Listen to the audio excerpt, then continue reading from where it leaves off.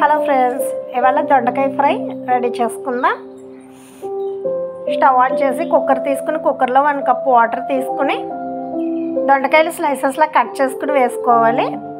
అందులో 1 spoon salt వేసుకుని cooker close చేసుకుని విజిల్ పెట్టుకుందాం.